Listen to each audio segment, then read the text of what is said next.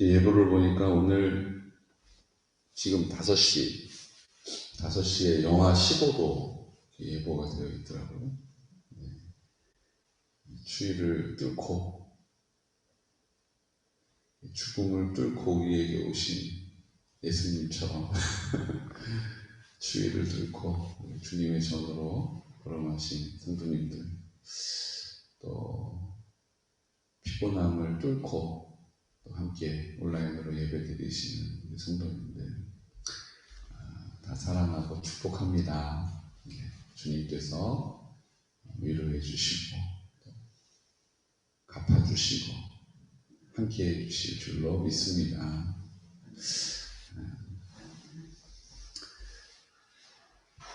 어제 우리 앞집에 안영렬 어르신 이제 격리 치료 시설에서 오셨더라고요. 따님이 모시고 이렇게 오셨길래 조그만 거 과일, 귤 이렇게 비타민 C 드셔야 좋다고 퇴원 축하드린다고 가지고 갔었거든요.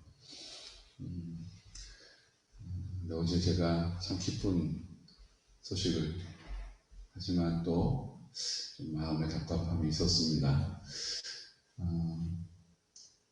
지옥순 어르신이 안 보이시더라고요. 그래서 얼굴 좀 뵙고 싶다고 그랬더니 아직 퇴원이 안 됐다고 하시더라고요. 조금 안 좋다고 이렇게 얘기하시면서 생전 그런 적이 없었는데 제가 늘 기도해드리겠다고만 했는데 어제는 우리 안영렬 어르신이 저보고 목사님이 기도 좀 해주세요 이러시더라고요.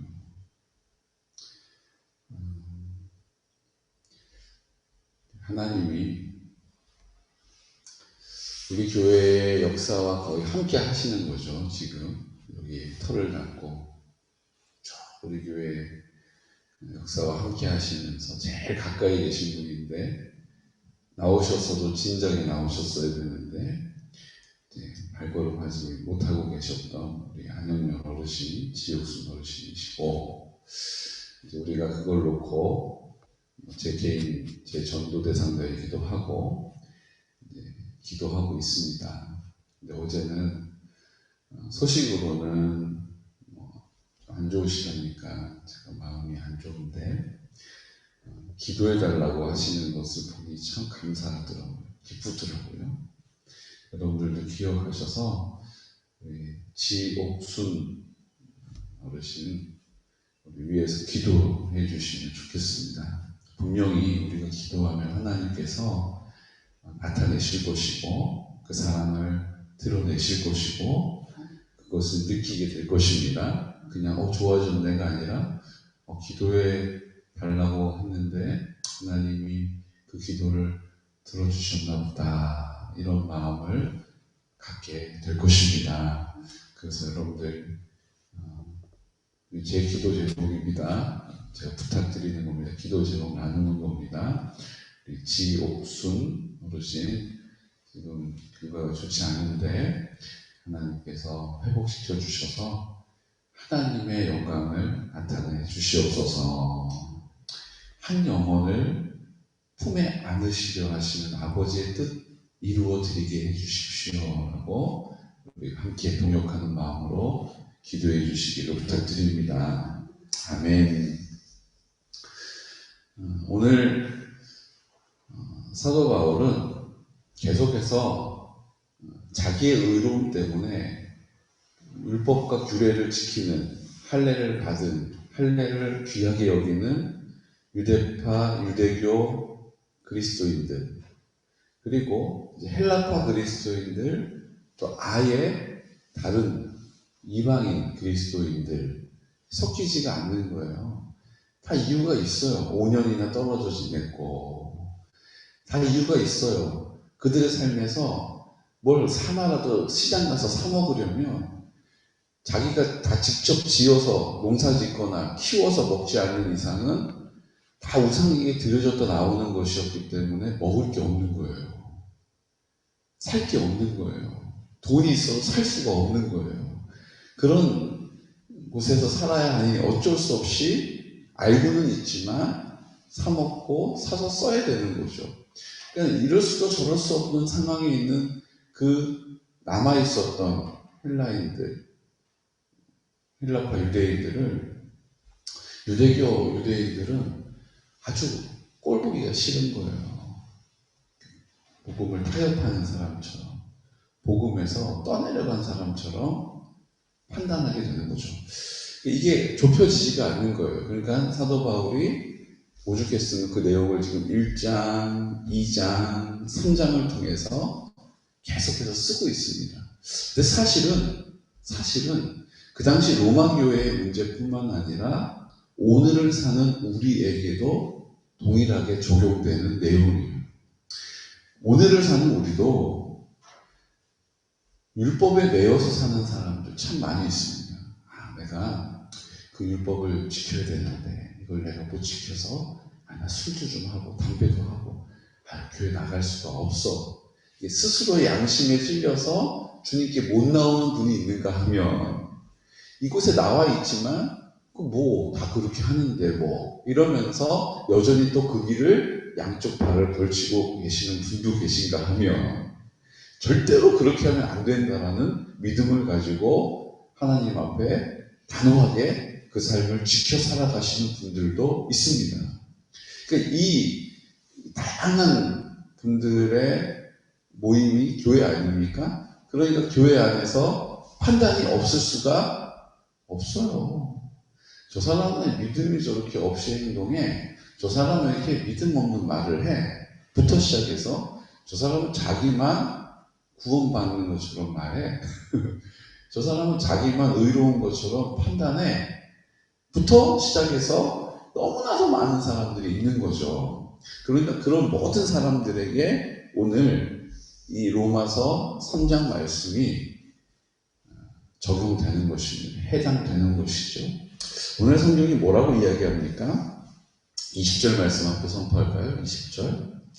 그러므로 율법의 행위로 그의 앞에 의롭다 하심을 얻을 육체가 없나니 율법으로는 죄를 깨달았음이니라. 율법을 가진 이유는 뭐예요? 거울을 보듯이 뭐가 묻었네? 죄를 깨닫는 거예요. 이거 내가 이렇게 살면 안 된다고 써있네? 죄를 깨닫는 거예요. 그런데 이제는 21절 율법 외에 하나님의 한 의가 나타났으니 율법과 선지자들에게 증거를 받은 것이라. 율법이 나타났는데 하나님의 의가 나타난 거예요. 그래서 그것에 대해서 율법과 선지자들이 그것을 전달해 준 것이죠. 근데 이게 주님이 직접 말씀하신 게 아니라 전달받다 보니까 어떤 오해가 생겼어요? 곧 예수 그리스도를 믿음으로 말미암아 모든 믿는 자에게 미치는 하나님의 의인이 차별이 없느니라. 차별이 없이 모든 사람이 다 그 은혜를 입는다는 거예요. 그 사랑의 대상이라는 것이죠. 근데 뭐가 오해가 된 거예요? 누구는 더 많이 사랑받고 누구는 덜 사랑받는다라고 오해하는 거예요. 나는 저 사람보다는 낫다. 저 사람은 나보다는 형편없다. 근데 주님은 어떻게 보신다고요? 모든 사람을 다 하나님의 의, 하나님의 사랑으로 여겨주시는 거예요. 그걸 지금 23절에 다시 설명을 해주는데요. 23절, 24절 함께 선포할까요?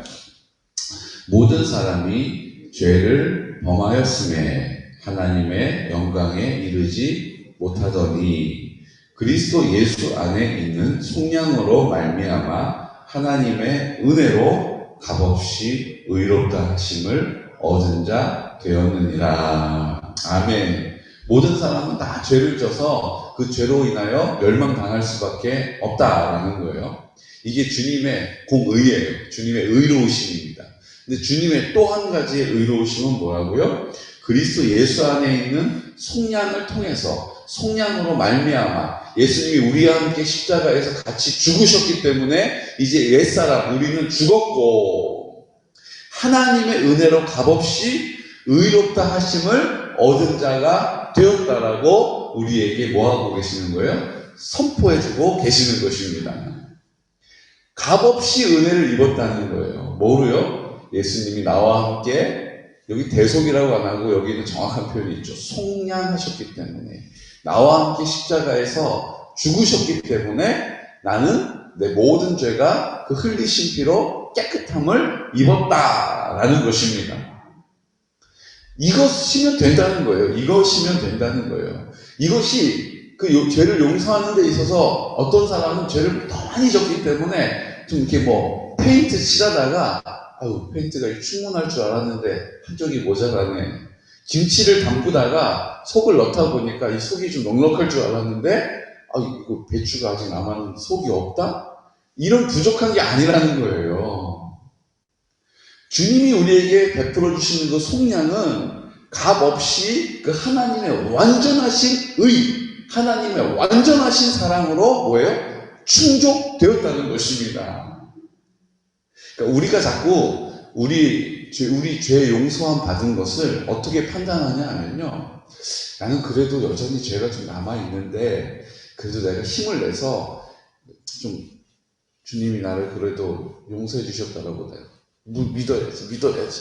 믿습니다 이렇게 하고 쥐어짜가지고 그래서 그 담대함으로 기도하는 것처럼 보일 때가 많이 있어요. 근데 오늘 사도 바울이 뭘 얘기해요? 너의 의로 되는 게 아니다, 네 뜻으로 네 열심으로 되는 게 아니라 하나님의 전적인 의, 하나님의 전적인 사랑을 믿는 것이다. 그 믿는 것이 중요한 것이, 너의 의가 드러나서 그것을 내가 믿어야 되는데 믿겠습니다 이게 아니라는 거예요. 그냥 하나님의 그 의를 내가 뭐예요? 믿음으로 받아들이는 거예요. 인정하는 것입니다. 어떻게 해요? 순종의 태도를 통하여, 감사의 고백을 통하여, 하나님의 나라를 선포하고 인정하는 믿음을 통하여서 내가 그것을 받게, 누리게 되는 것입니다. 이걸 지금 강조하고 있는 거예요. 이게요, 법적으로 딱 해당되는 표현이 있는데, 우리가 집행유예라는 게 있어요. 집행유예는 뭡니까? 징역 30년, 집행유예 10년, 이렇게 판사가 판결을 해요. 이게 뭐죠? 징역 30년은 집행유예 10년 동안 죄를 짓지 않으면 다 없애주는 거예요. 이해되세요? 자, 그 사람은 징역 20년짜리 죄를 지은 거를 법적으로, 이 사람은 징역 20년 감옥에서 살아야 되는 죄를 졌다라고 인정해 주는 거예요. 그런데 그 집행을 유예해 주는 거예요. 뭐예요? 네가 만약에 10년 안에 똑같은 죄를 지면 20년 징역을 사는 거야. 그런데 10년 안에 똑같은 죄를 짓지 않으면 다 없이 해줄게. 이게 징역 20년에 집행유예 10년 판결의 내용입니다. 우린 마치 주님이 우리를, 여전히 죄가 있어요. 이 유죄, 죄가 인정되는 상황입니다. 근데 그 형을 집행하는 것을 유예한다는 뜻이 집행유예예요. 여전히 너는 죄인이라고 다들 사람들이 그렇게 여겨요. 그런데 네가 하는 행동이 그렇게 악질은 아니었으니까 만약에 10년 안에 똑같은 죄를 지면 20년 징역을 가는 거야. 알았어? 그런데 10년 안에 똑같은 죄를 짓지 않고 자성하면서 반성하면서 올바르게 살면 그 죄를 다 없던 걸로 해줄게. 이게 징역 20년에 집행유예 10년이에요. 이 사람은 그 죄의 경중은 20년짜리 징역을 살아야 되는 죄를 지은 것으로 받아들이는 거죠. 근데 주님이 우리에게 주시는 구원은요, 너 죄인이야. 근데 내가 죄가 없는 것으로 쳐줄게가 아니에요. 우리에게 주님이 베풀어 주시는 구원의 은혜는요, 기소유예라고 해요. 기소유예. 기소유예가 뭡니까? 기소유예는요, 죄가 있지만 그 죄를 기소하지 않겠다는 거예요. 뭐라고요? 실수가 인정되지만 그 실수가 충분히 납득이 되기 때문에 그것을 기소 안 하겠다는 거예요. 이해가 되세요? 제가 뭐 법을 공부한 사람이 아니라서 저는 잘 이해가 되는데 잘 이해가 되실지 모르겠어요. 집행유예는 형 집행을 너 죄가 있고 그것을 집행해야 마땅한 사람인데 네가 10년 동안 그 죄를 똑같이 짓지 않으면 그 20년짜리 죄를 묻지 않겠다. 이게 집행유예예요. 기소유예는 뭐라고요? 네가 죄가 있는 것은 맞다. 누구나 다 인정한다. 그런데 그것을 죄가 있다라고 기소조차 하지 않겠다는 거예요. 이 사람 죄가 있습니다라고 검사가 이 사람 죄를 어떻게 판결해 주세요. 이거 묻지 않고 그냥 넘어가겠다는 거예요. 죄가 없어서는 아닌데 그 죄 자체를 죄가 있다 없다 논하지 않겠다는 거예요. 근데 집행유예는 뭐예요? 죄가 너 분명히 있어. 그건 20년짜리야. 그런데 10년 동안 죄를 안 지으면 조건부 구속하지 않는 거죠.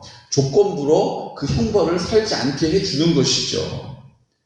똑같이 자유의 몸이 되는 것 같지만 사실은 집행유예는 그 사람의 죄가 여전히 그 사람을 쫓아다니는 거예요. 기소유예는 뭐예요?